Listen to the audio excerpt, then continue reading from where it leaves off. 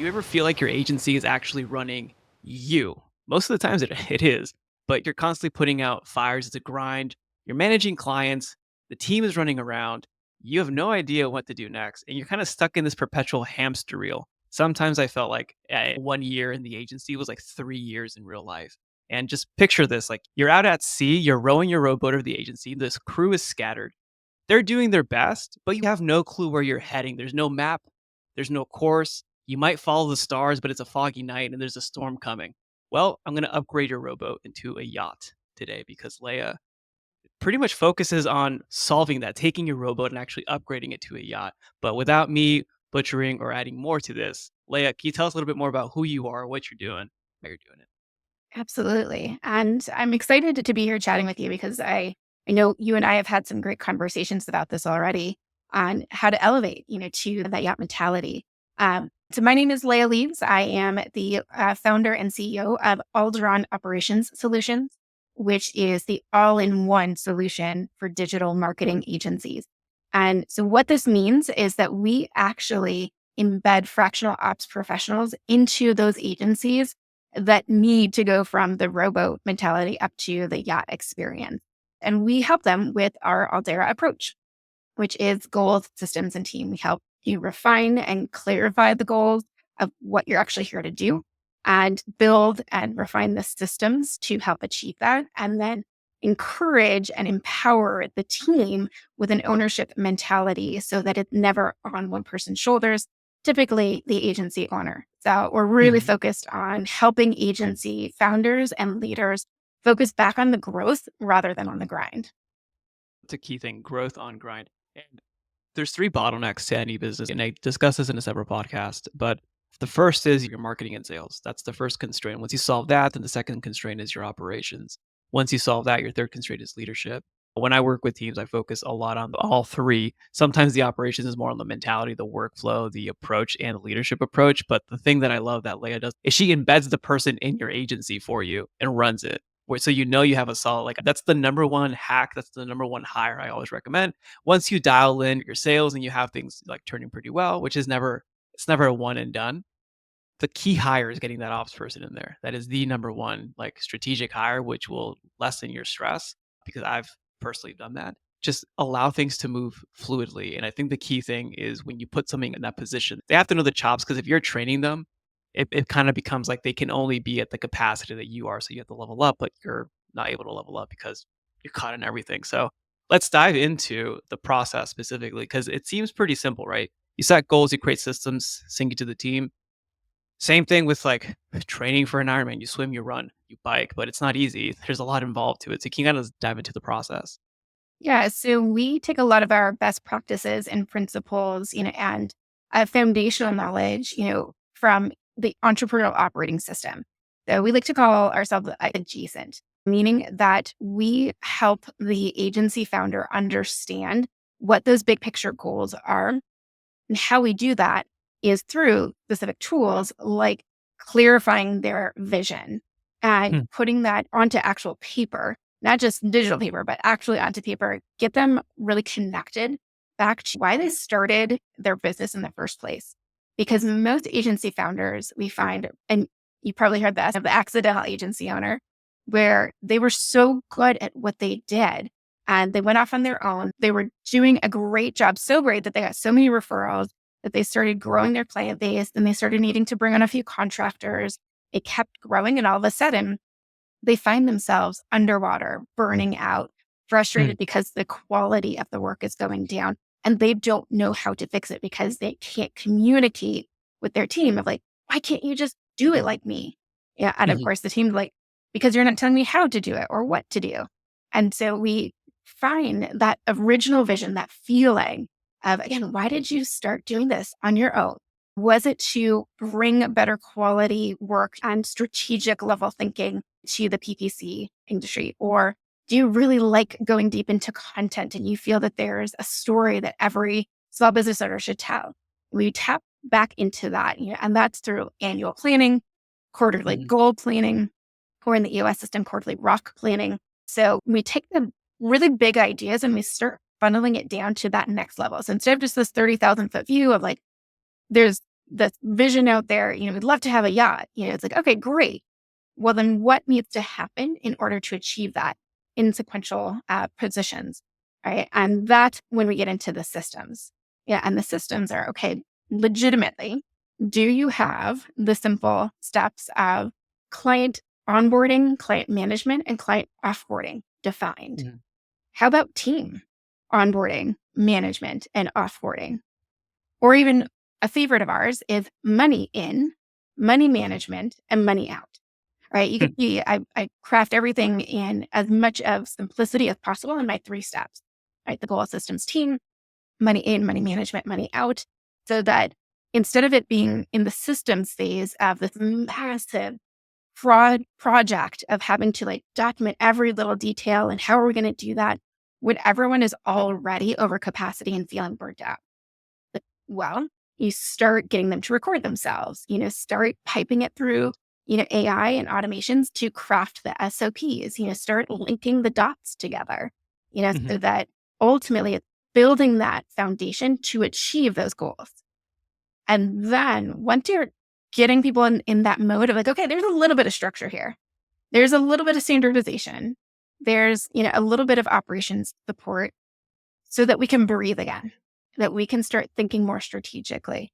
So now where do I fit in is what most team members are thinking at that point because they've done, again, a little bit of everything themselves. Mhm. And so now if they're really there to be a creative strategist, if they're really there to be a PPC coordinator, we need to give them, again, a little bit of that standardization.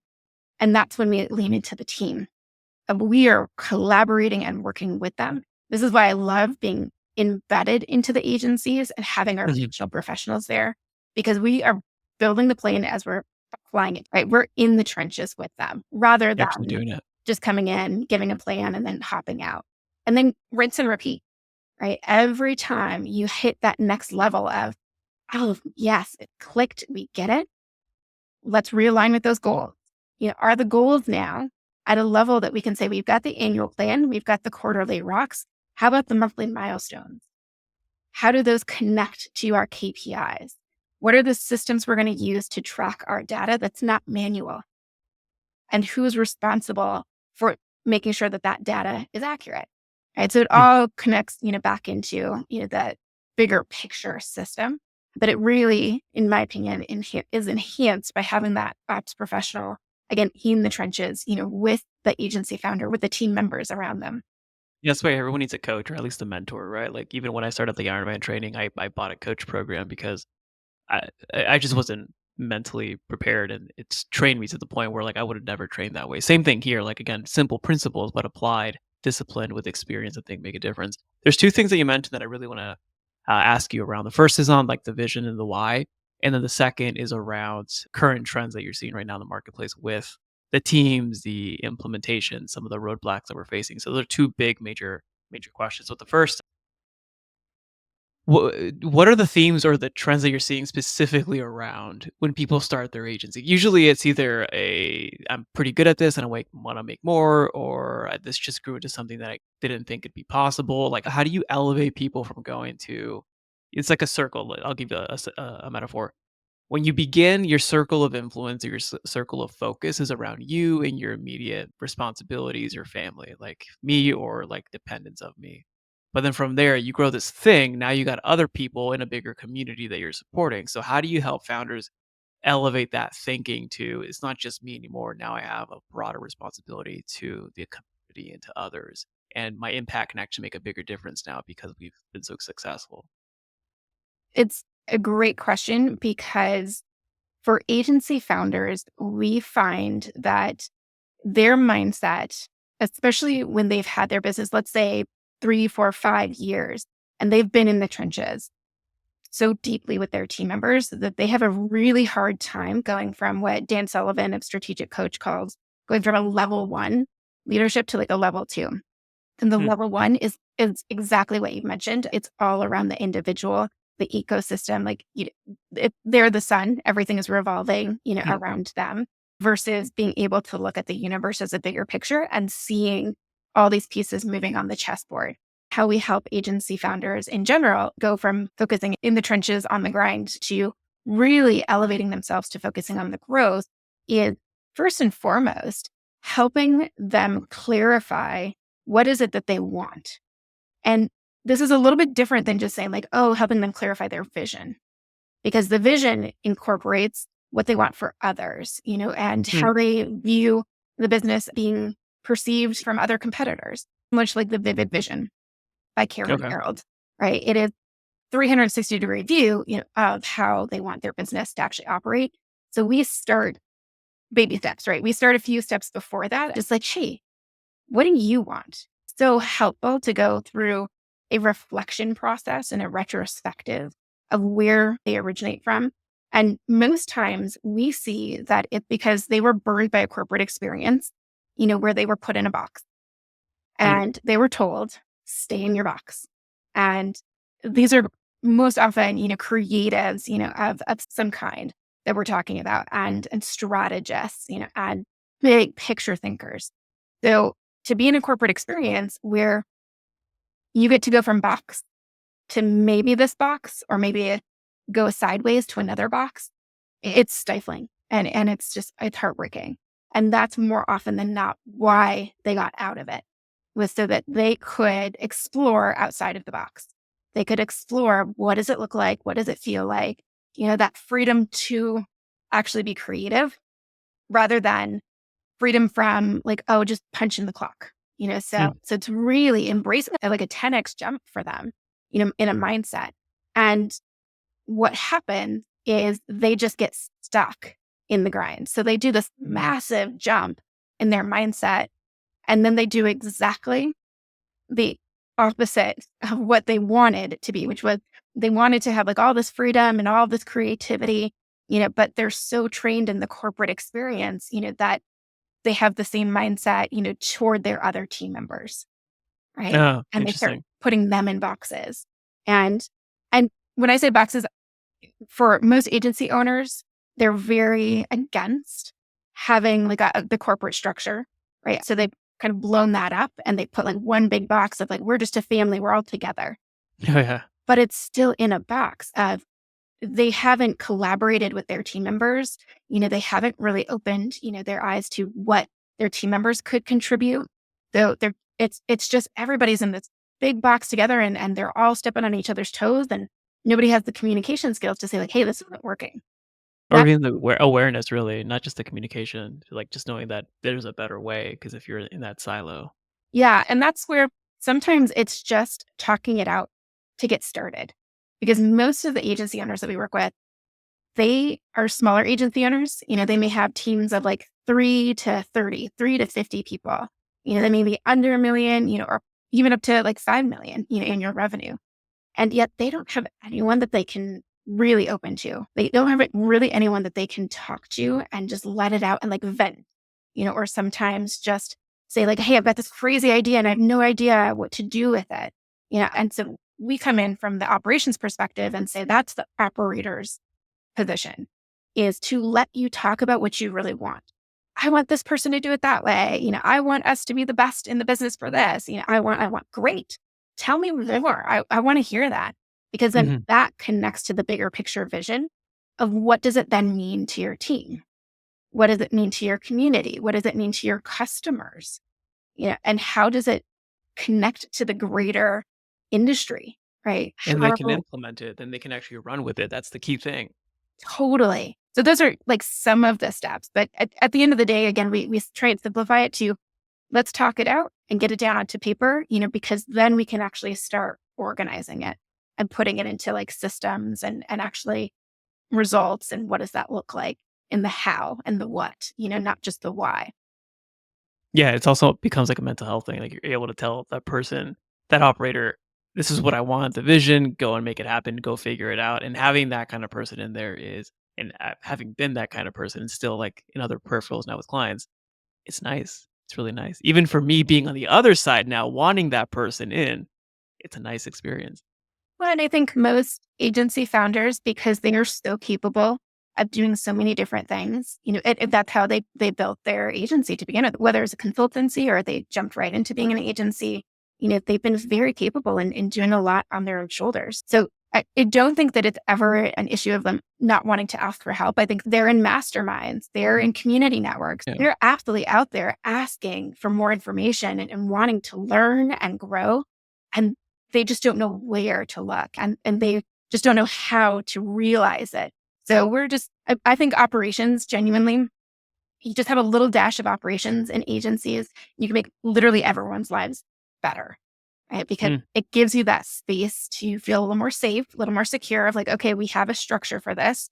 We have a plan and we still have that freedom to be creative. We still have that ability to think for ourselves, as well. Yeah, I think that's it almost seems like it's a contradiction, right? Operations, standardization with flexibility and freedom. I had a founder once, they were doing like 200K a month and we were chatting just to see like how I can help them. And he literally asked like, what is operations? And I'm like, is this an existential question or what? But I think the way that you're defining it is it's less of structure and like rigidity and more about enabling work, enabling thought, enabling people to move towards where they need to go. 100%. And and you're right. We get that question too. Of what is operations? Like, what do you guys really do? Because it's such the black box, for most agency founders of they've just done things without knowing what they're doing, right? They've built Mhm. a team, they've built a culture, they've had core values and they're living them, and likely even hiring on them. They may not be firing yet on them, but they're hiring, because they have this like intuition, that gut that they are being led by, but they just don't have the language with it, and they haven't shared that language. Then once it's typically defined, they haven't shared it with their team because they get a little nervous, right? Of like, oh, wow, okay, I have a vision. I have what I want. I know who we are and what we do best.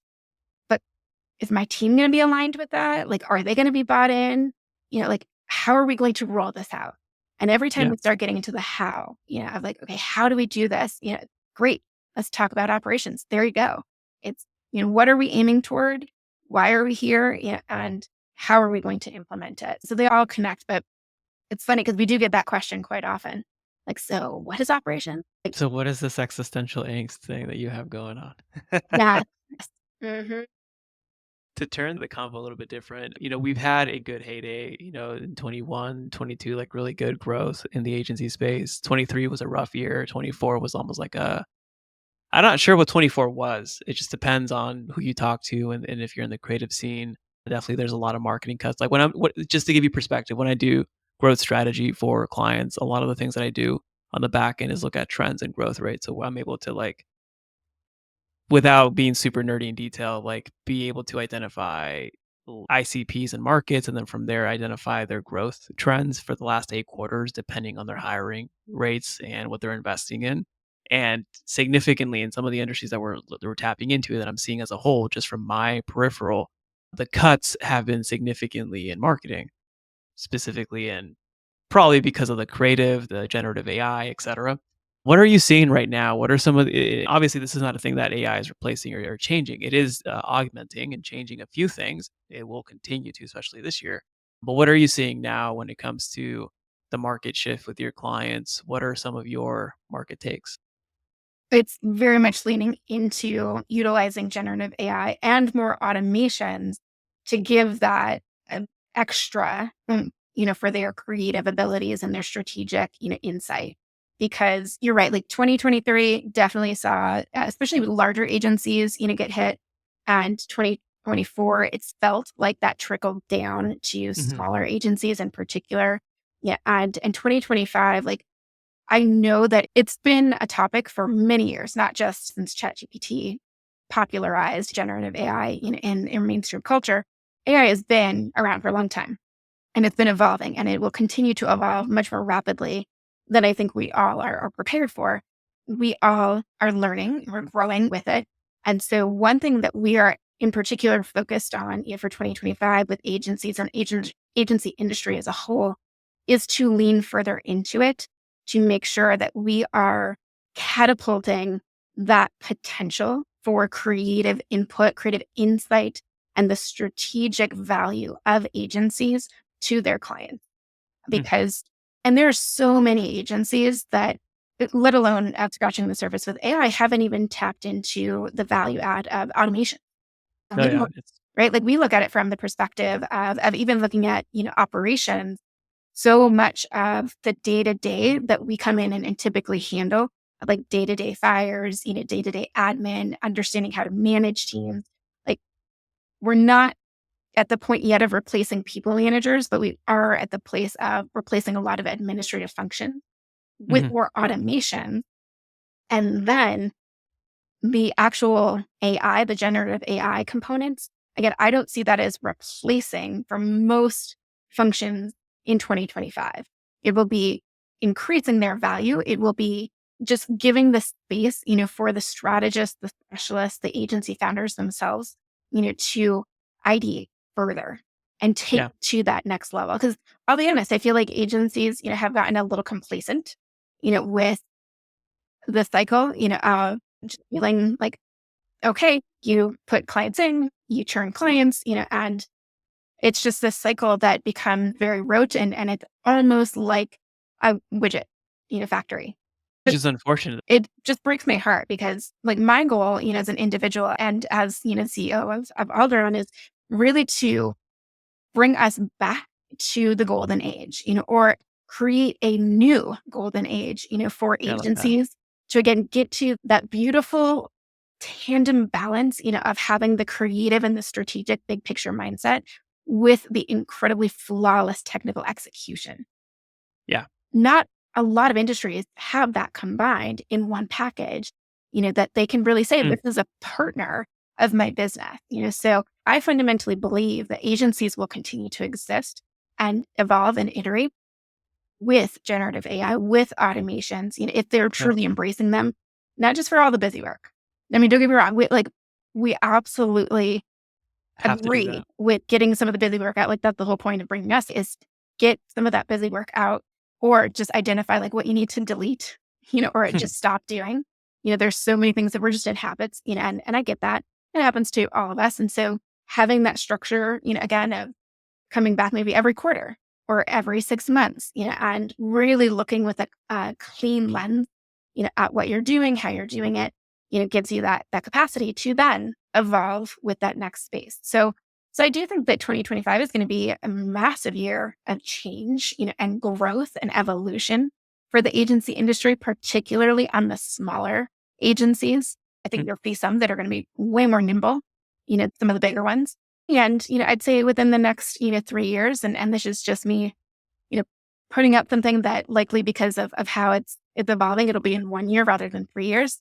But I truly believe that it's going to be that 10x jump where the top 20% that get it and want it and are iterating with it will continue to exist in a fundamentally better way.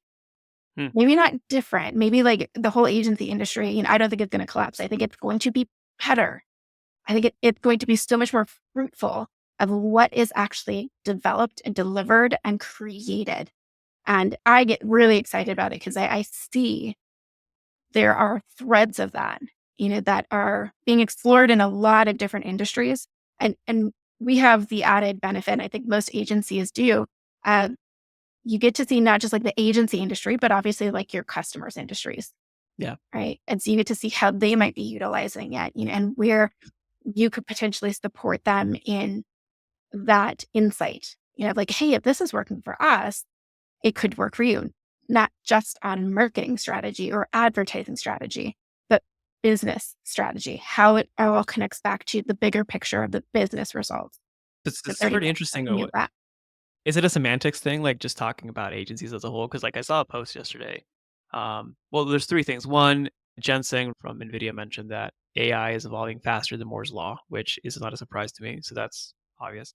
But it's like what you mentioned, faster than we expect. The second, like, a lot of people are getting burned by careless, quote, unquote, "agencies," and I think it's a semantics issue, right? So I think that there will be the third point is that anything with the word agent, insurance agent, real estate agent, will be replaced by an AI agent, is what the future is gearing towards, which a lot of people might disagree with that statement. I'm a futurist, and I believe in the good that we can do with technology, not just in the bad that is quite displaced.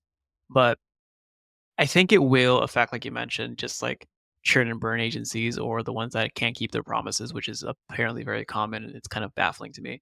What I do see the gap that you're mentioning, and maybe we shouldn't call them agencies at the top because I mean, I've been leveraging a lot of it in the deliverables that I'm doing just to help me 10x my not just throughput, but quality in the way that I'm able to go deeper and faster and better. Obviously, it's not cheap. Technology is getting it's almost as much as one person, but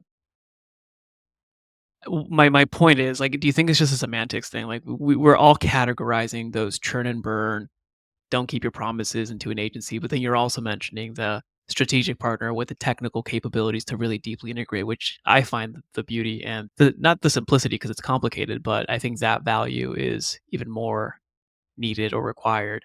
Like, is it a semantics thing or is it just like a quality thing? We just need to talk about it. You got to do quality work and you got to implement it well, or we should call those other churn and burn not agencies, just like product services. It's an interesting point because I do love getting into the details of where word come from. No, you like details? Oh, Exactly. love it. And this is where I don't want to cut those churn and burn agencies out necessarily, like just like as a whole and just say like chunk it off. And the reason why is because I think that a lot of them, they have good intentions, they have a good heart, not all of them, but most of them.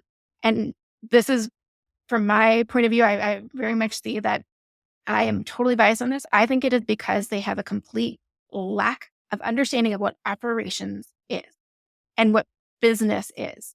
And so they have seen from social media, they have seen, from friends or other people online, what an agency is. And that's the churn and burn option. Yeah, like the 2-hour workday or something. And so that's what I want to pull together because I do believe that it's not just in the hands of the few, where we are going as an industry. I don't believe that it's just those few that have their operations figured out, have their strategy figured out, and they're capitalizing on all these other technical, advancements, and then they'll create maybe a whole different movement or a whole different industry. I think there's so much value in the agency industry as a whole that, yeah, I'm getting a little bit on my soapbox of like, I want to help save some of that because there's Hmm. so much in those churn and burn that's all they know.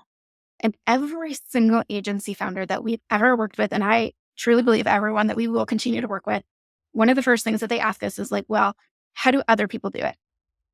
Oh yeah, because you Right? have the experience. Like that's one of the most valuable pieces that I hear with working with you or working, or just that they ask me like, "What are your other clients doing?" Like, oh, it's kind of cool because like they're in a silo, and you have data sets of like, oh, this is actually working over here. We should just implement that or something, or adapt to what they're Exactly. doing.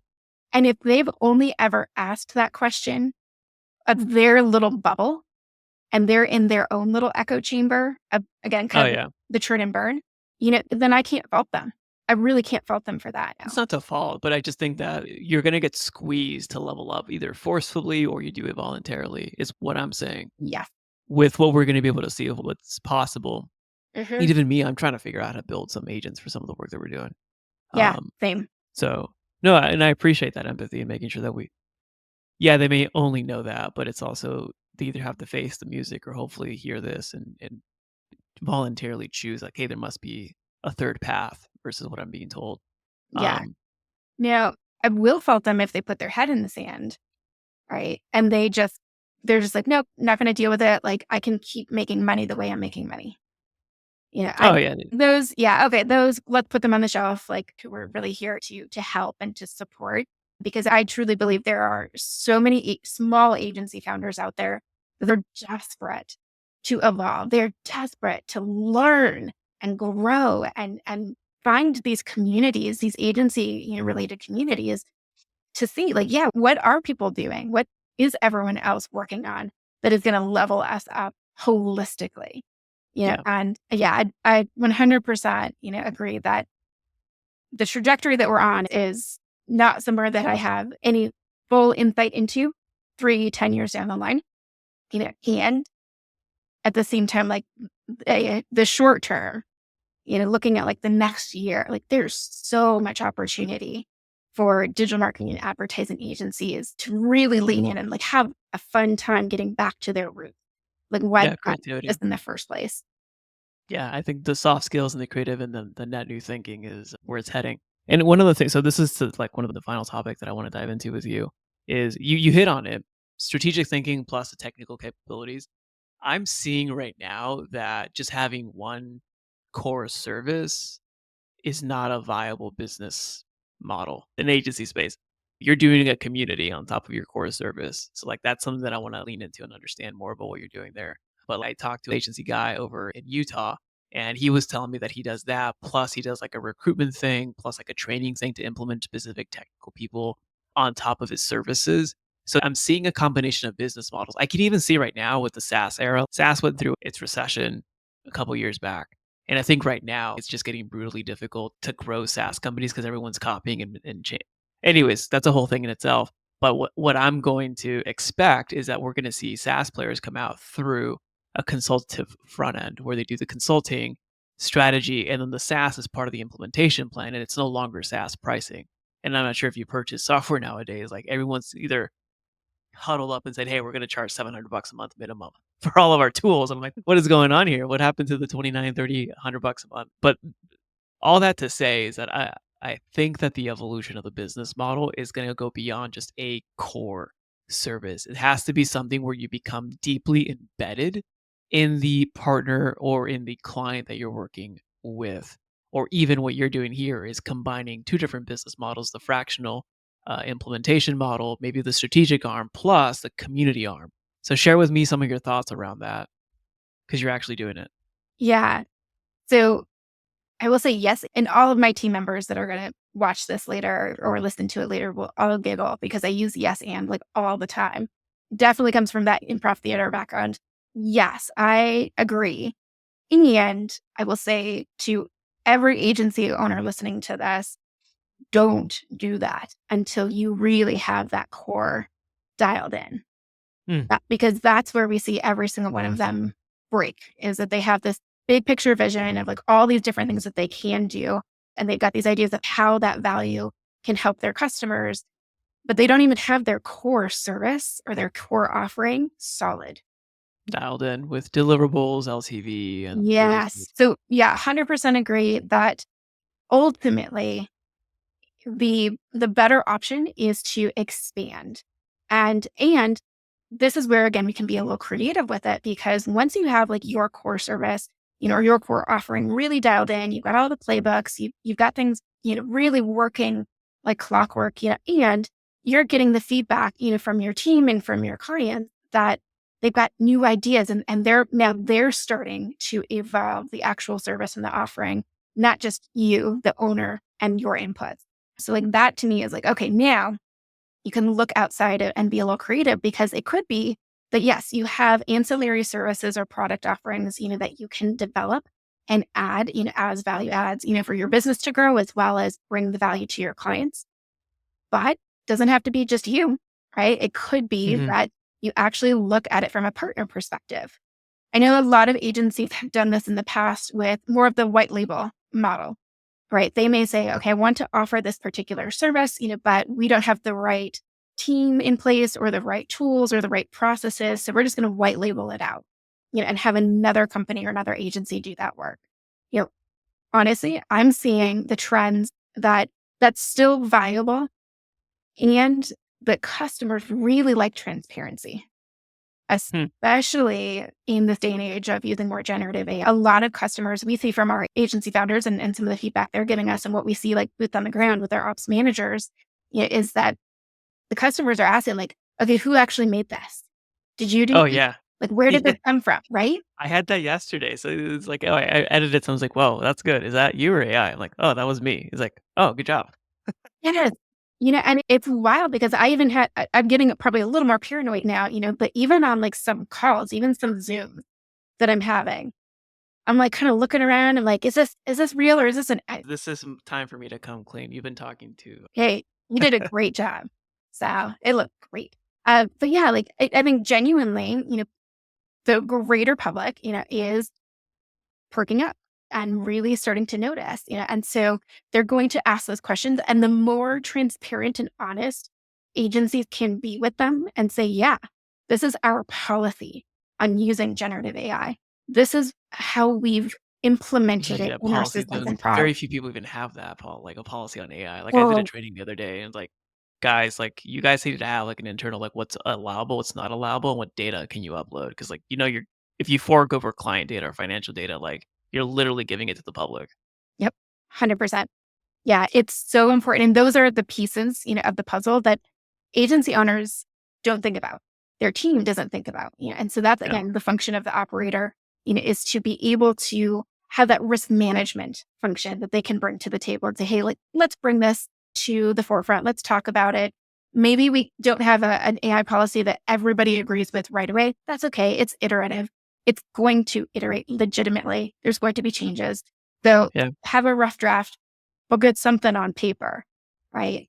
And so absolutely, I think there is more impact with being transparent and being honest that people are starting to move away from white label a little bit, and or if they continue it, it's not under this white label anymore. It's just like this is my partner. And so It's how easier to manage that relationship too. oh, yeah. Because instead of having this whole telephone game, okay, the customer said this, and then we brought it back to the account manager, and then they talked with the team, and then they talked with the white label professionals. And then you have to go back again.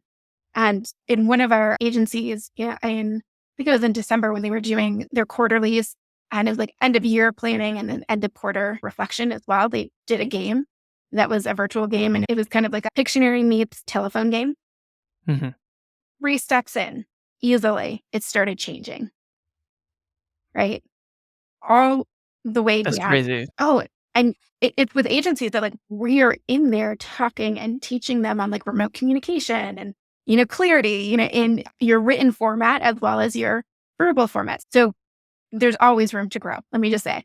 And absolutely, like if you've got your core service offering, you've got things dialed in and you want to expand it and truly add value or increase the quality for the sake of that, not for just like adding in, a line item to the invoices for clients, right? Because if it's a money making, endeavor and that's the whole purpose of it, again, I'm going to put that on the shelf with just the churn and burn.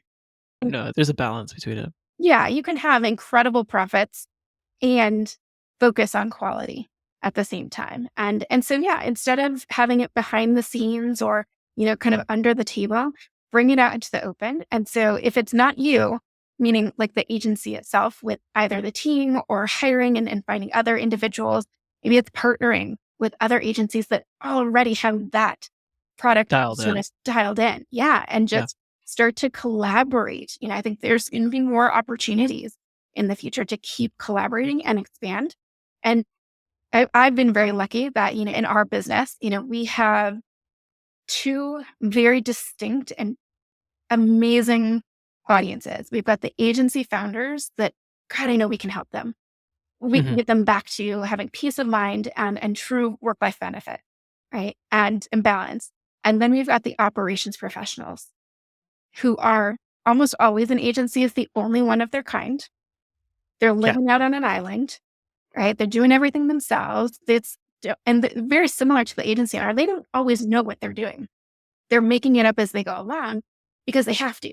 They're creative. They're problem solvers. They're go-getters. They're driven to fulfill the vision of that agency owner. And that's where like our community comes in. Is it's actually specific to those operators because a lot of agency founders, there are tons of amazing communities for them.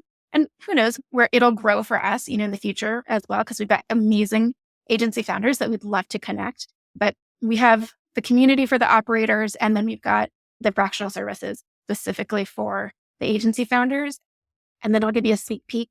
Yeah, that throughout this year, we're also building out our programs and having more opportunities where those two individuals can be in the same room and start sharing the same language and Oh, wow. learning together. So we're going to have master classes, boot camps, like all that kind of stuff. But it's in the works. That's coming in 2025 for us as well. Yeah, I mean, that goes back to the original point. You created a flywheel to add more value, and it's a symbiotic relationship to both parties and the market. So I love that. Leia, where can people go to want to thank you for being on and also learn more about what you're up to? Definitely check me out on LinkedIn. That's where I'm most active. As you can find me at Leah Leaves on LinkedIn or just search for Alderaan. There's not a lot of Alderaans out there, Alderaan Operation Solutions. The other is our website, which is alderaan.com. And if anyone hasn't recognized the relationship of Alderaan, I'll share it now. The Alderaan is Princess Leia's home planet in Star Wars. It's not a trap, is what she's trying to say. Exactly. Oh, man. Leia, I love all of our conversations. I appreciate you for being on, and we'll go from here. Thank you. Thank you. This was such a blast. Thank you for listening to the podcast. If you'd like to get more of these podcasts, please go ahead and subscribe to wherever you're watching or listening to the pod. If you have any suggestions or questions that you want me to answer on the pod, or you have a guest that you want me to interview, please go ahead and email me all of your suggestions and questions at podcast@dogoodwork.io. That's podcast@dogoodwork.io. If you'd like to give me public feedback, you can go on Apple Podcasts, and from there you can leave up to a 5-star review. I would greatly appreciate that. If you like more free resources where you can get my best strategies to help you increase your company's performance and scale profitably, you can get handpicked articles to propel your growth, and you can get trainings and discussions that I give freely online, as well as low-cost resources such as my books and guides, you can get all of that by going to dogoodwork.io/free-growth-resources. 90% of all of these resources are not behind any email opt-ins. So you can get instant access by going to dogoodwork.io/free-growth-resources. Now, if you'd like to accelerate your progress and shorten the gap between information and action and start seeing results in your business, let's work together to increase your company's performance and scale profitably and serve more clients without the overwhelm. You can request a free clarity call to see how we can best support you to reach your goals by going to dogoodwork.io/apply. Again, that's dogoodwork.io/apply. As always, it's an honor to be a small part in your journey. This is Raul Hernandez. Do good work.